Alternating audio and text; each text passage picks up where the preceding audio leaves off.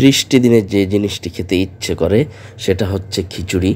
আর এই খিচুড়ি যদি হয় ইলিশ ভুনা আর সুস্বাদু আচার দিয়ে, তখন কেমন হবে?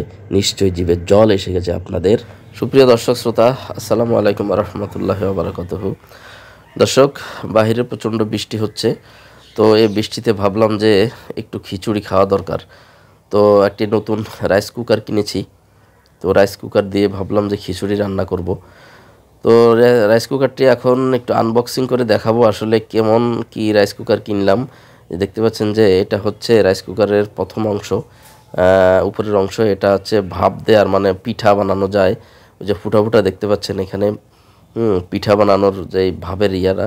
আর এটা হচ্ছে এই যে তার এবং কাপ, আর হলো পিরিচ, যেটা দিয়ে মনে করেন যে এই ভাত উঠানো হয়। আর এটা হচ্ছে সেই ভাত, এখানে ভাত চাউল একেবারে ধুয়ে চাউল দিতে হয় মাপ মতো পানি দিয়ে। তো মাপ মতো পানি দিলে এখানে হয়ে যাবে। এখানে দুইটা আর কি, একটা তরকারি রান্না করার জন্য, একটা ভাত রান্না করার জন্য। তো নিচেরটা হচ্ছে তরকারি রান্না করার জন্য কালোটা, আর উপরেরটা হচ্ছে ভাত রান্না করার জন্য। খুব আটকে আছে, আমি খুলতে পারছি না, এক হাতে আমার ক্যামেরা। আর এটা হচ্ছে আসল যন্ত্র, এই যে দেখতে পাচ্ছেন নিচে, এটা হচ্ছে কারেন্টের হিট হয় এখানে, হিটার আর কি। ভীষণ কোম্পানির একটা রাইস কুকার। কালারটা কেমন হয়েছে দর্শক কমেন্টস করে জানাবেন। তো এরকম রাইস কুকার কার কার আছে কমেন্টস করে জানাবেন। তো আমরা এটা দিয়ে আজকে খিচুড়ি রান্না করব, দেখি কিভাবে খিচুড়ি রান্না করা যায়, চলুন আমরা দেখে আসি। তো খিচুড়িতে প্রথমে আমরা চাউল দিব। চাউলগুলো খুব সুন্দর চাউল, দেখতে পাচ্ছেন চিকুন চিকুন চাউলগুলো, নাজির শাহিল কাটারি ভোগ চাউল, খুব ছোট ছোট, খেতে খুবই সুস্বাদু। এই চাউল দেওয়ার পরে আমরা ডাউল দিব। এগুলো আমি মসুরের ডাল দিয়েছি, মুগ ডাল দিলে অবশ্য খুব ভালো হতো, কারণ মুগ ডাল আমার কাছে আজকে বাসায় ছিল না। তো চালগুলোকে মিক্সড করব, মিক্সড করে পানি দেব। পানি দেওয়ার পরে খুব সুন্দরভাবে ধুয়ে, এখানে মানে কি, এখানে একটা মানে পরিমাণ মতো দিতে হবে। এখানে কিন্তু ওই আপনার ফ্যান গালার মানে ইয়ে করার মতো অবস্থা নাই। তো ওদিক থেকে খিচুড়ি হোক, আমি আজকে খিচুড়ি দিয়ে কী খাবো সেটাই দেখাচ্ছি। এটা হচ্ছে ইলিশ মাছের কানাকুনা, আর ইলিশ মাছ দিয়ে ঢেঁড়স দিয়ে রান্না হচ্ছে, খুবই মজাদার সুস্বাদু, খুব ভালো লাগতেছে। ইলিশ মাছ ভুনা আছে, আর ইলিশ মাছের ঢেঁড়স দিয়ে রান্না করতেছি।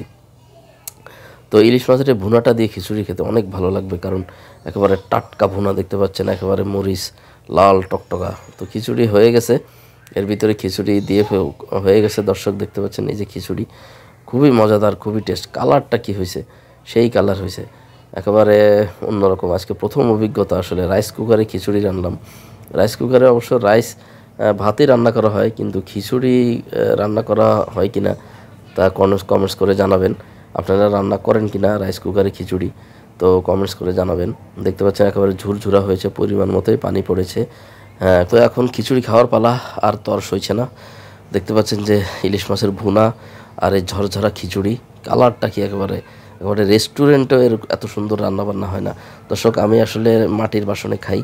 দেখতে পাচ্ছেন কি চমৎকার একটা মাটির বাসন, আমার একটা খুব ভালো লাগে, একটা গ্রামের ফিল আসে, মাটি মাটি ফিল আসে, সুন্দর লাগে।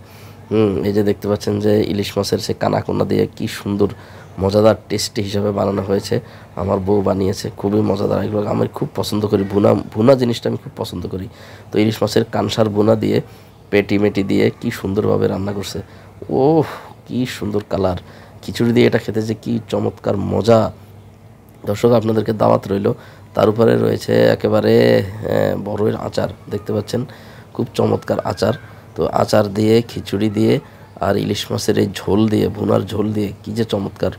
দর্শক, বৃষ্টির ভিতরে এমন খাওয়া আপনারা খেয়েছেন কিনা কমেন্টস করে জানাবেন। আর ভিডিওটি কেমন লাগলো শেয়ার করবেন, কমেন্টস করবেন, লাইক করবেন। তো সকলকে দাওয়াত রইল খিচুড়ির। আসসালামু আলাইকুম।